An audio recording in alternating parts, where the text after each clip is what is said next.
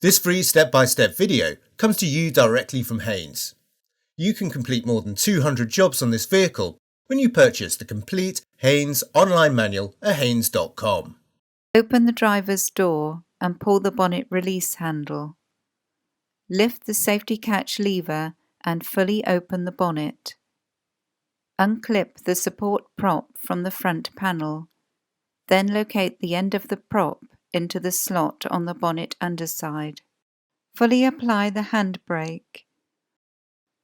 Position the head of the jack under the reinforced section of the door sill flange.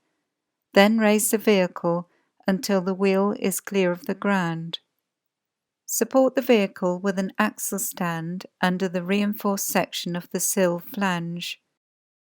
Rotate the engine oil filler cap anti-clockwise and remove it. Place a suitable container beneath the engine sump. Using a suitable Torx bit, slacken and remove the sump drain plug and allow the oil to drain into the container.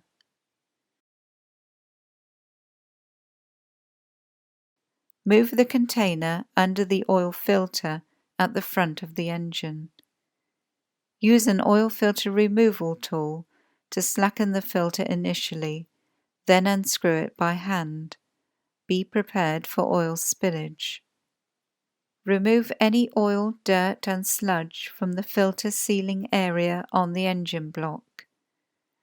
Lubricate the new filter sealing ring with clean engine oil. Then maneuver it into position and tighten it by hand only. Don't use any tools. Remove the container from beneath the vehicle.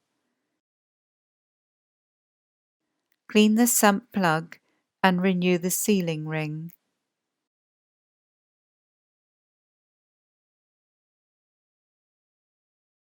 Mop away any oil from the base of the sump.